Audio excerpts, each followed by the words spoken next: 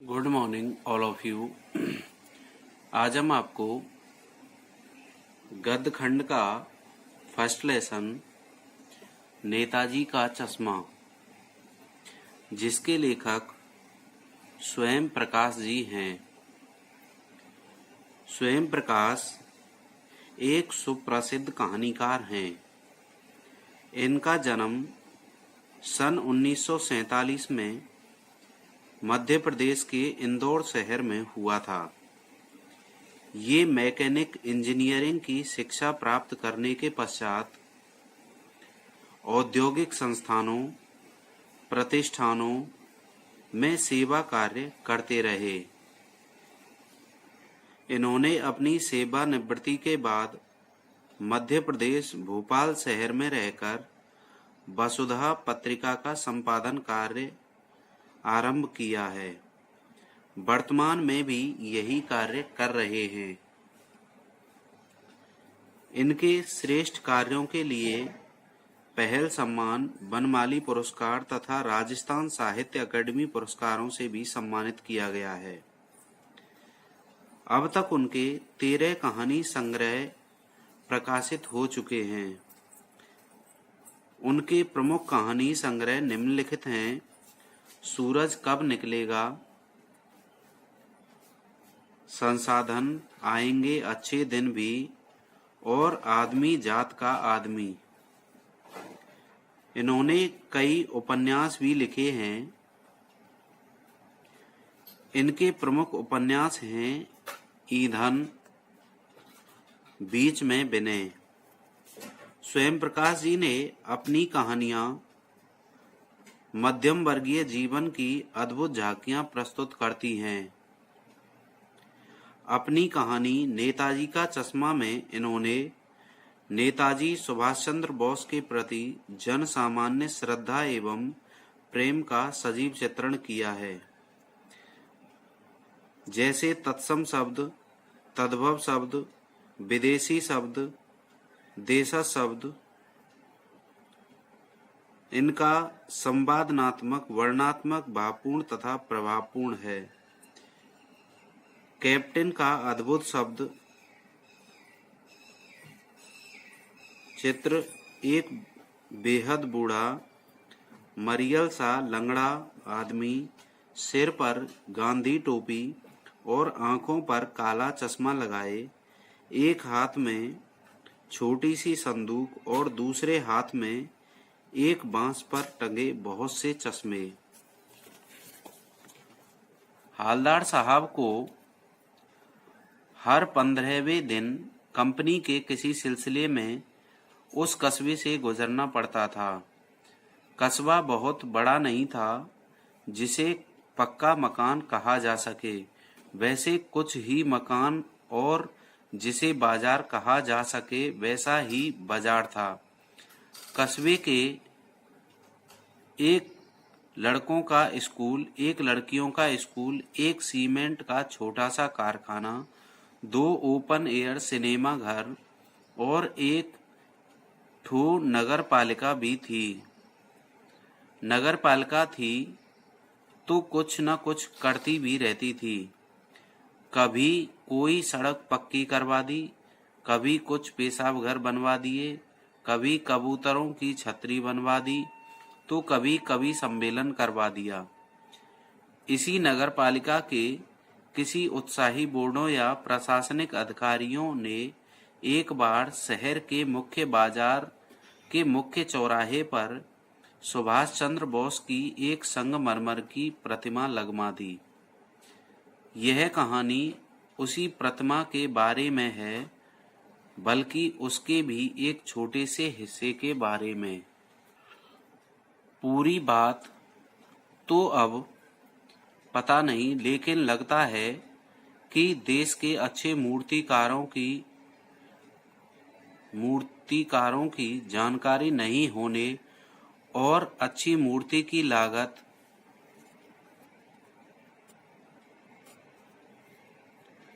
अनुमान और उपलब्ध बजट से कहीं बहुत ज्यादा होने के कारण काफी उस समय ऊहापोह और चिट्ठी पत्री में बर्बाद हुआ होगा। और बोर्ड की शासन अवधि समाप्त होने की घड़ियों में किसी स्थानीय कलाकार को ही अवसर देने का निर्णय किया गया होगा और अंत में कस्बे के इकलौते हाई स्कूल के इकलौते ड्राइंग मास्टर, मान लीजिए मोतीलाल जी, को ही यह काम सौंप दिया गया होगा, जो महीने भर में मूर्ति बनाकर पटक देने का विश्वास दिला रहे थे। जैसा कि कहा जा चुका है, मूर्ति संगमरमर की थी, टोपी की नोक से कोट के दूसरे बटन तक कोई 2 फुट ऊंची, जिसे कहते हैं बस्ट, और सुंदर थी। नेताजी सुंदर लग रहे थे, कुछ मासूम और कमसिन, फौजी वर्दी में। मूर्ति को देखते ही दिल्ली चलो और मुझे खून दो वगैरह याद आने लगते थे। इस दृष्टि से यह सफल और सराहनीय प्रयास था। केवल एक चीज की कसर थी जो देखते ही खटकती थी।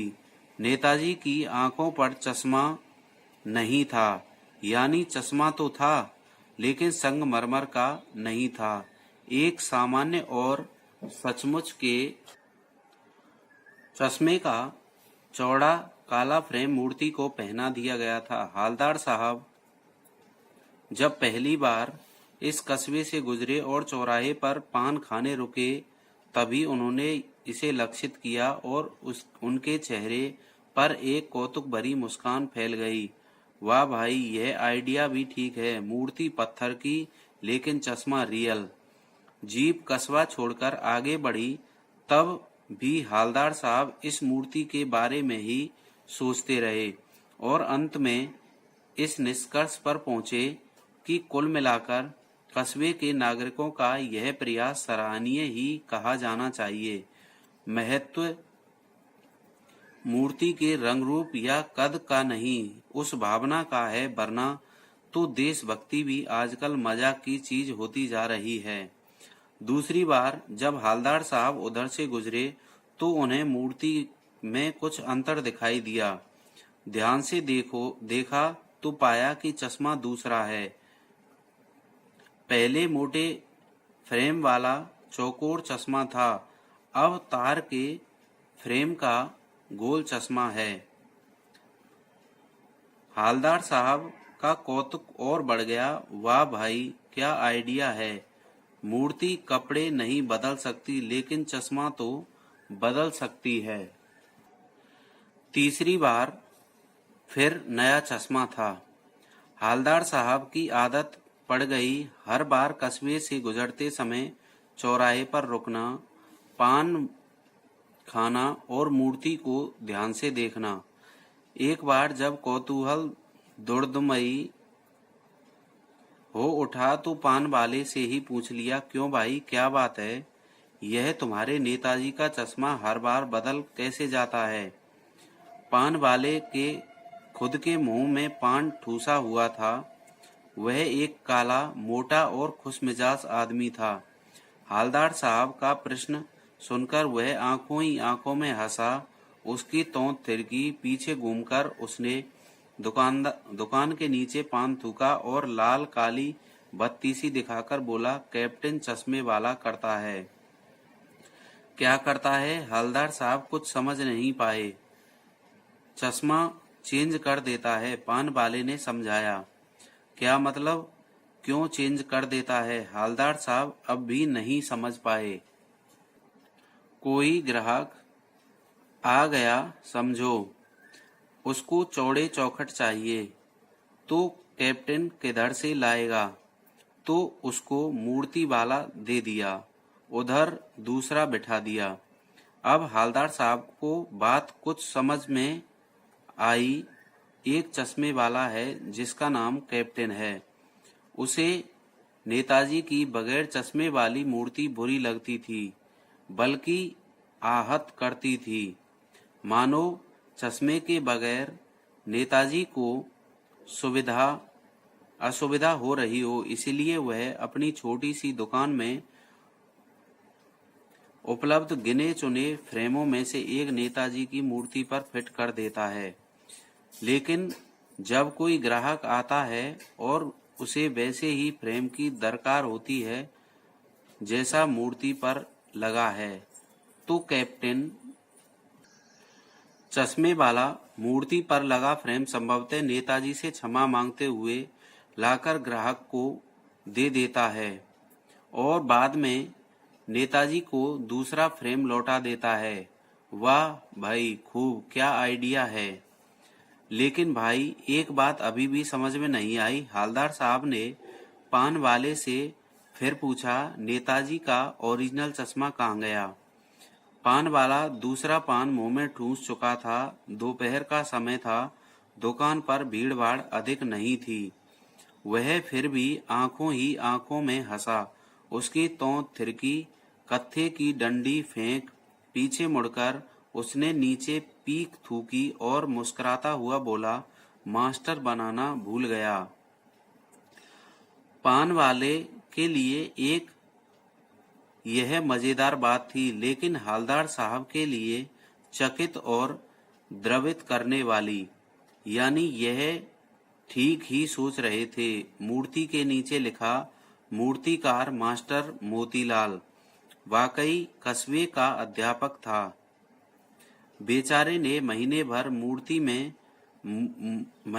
में मूर्ति बनाकर पटक देने का वादा कर दिया होगा, बना भी ली होगी, लेकिन पत्थर में पारदर्शी चश्मा कैसे बनाया जाए, कांच वाला, यह तय नहीं कर पाया होगा, या कोशिश की होगी और असफल रहा होगा, या बनाते बनाते कुछ और बारीकी के चक्कर में चश्मा टूट गया होगा, या पत्थर का चश्मा अलग से बनाकर फिट किया होगा और वह निकल गया होगा। उफ! हवलदार साहब को यह सब कुछ बड़ा विचित्र और कौतुक भरा लग रहा था। इन्हीं ख्यालों में खोए खोए पान के पैसे चुकाकर चश्मे वाले की देशभक्ति के समक्ष नतमस्तक होते हुए वह जीप की तरफ चले, फिर रुके, पीछे मुड़े और पान वाले के पास जाकर पूछा, क्या कैप्टन चश्मे वाला नेताजी का साथी है या आजाद हिंद फौज का कोई भूतपूर्व सिपाही? पान वाला नया पान खा रहा था। पान पकड़े अपने हाथ को मुंह में 1.5 इंच दूर रोककर उसने हवलदार साहब को ध्यान से देखा, फिर अपनी लाल काली बत्ती सी दिखाई और मुस्कुराकर बोला, नहीं साहब, वो लंगड़ा क्या जाएगा फौज में? पागल है पागल। वो देखो, वो आ रहा है, आप उसी से बात कर लो, फोटो वोटो छपवा दो उसका कहीं। हवलदार साहब को पान वाले द्वारा एक देशभक्त का इस तरह मजाक उड़ाया जाना अच्छा नहीं लगा। मुड़कर देखा तो अवाक रह गए। एक बेहद बूढ़ा मरियल सा लंगड़ा आदमी, सिर पर गांधी टोपी और आंखों पर काला चश्मा लगाए, एक हाथ में एक छोटी सी संदूक और दूसरे हाथ में एक बांस पर टके बहुत से चश्मे के लिए अभी अभी एक गली से निकला था और अब एक बंद दुकान के सहारे अपना बांस टिका रहा था। तो इस बेचारे की दुकान भी नहीं थी, फेरी लगाता है। हवलदार साहब चक्कर में पड़ गए। पूछना चाहते थे कि इसे कैप्टन क्यों कहते हैं, क्या यही इसका वास्तविक नाम है, लेकिन पान वाले ने साफ बता दिया कि वह इस बारे में और बात करने को तैयार नहीं। ड्राइवर भी बेचैन हो रहा था, काम भी। हवलदार साहब जीप में बैठकर चले गए। 2 साल तक हवलदार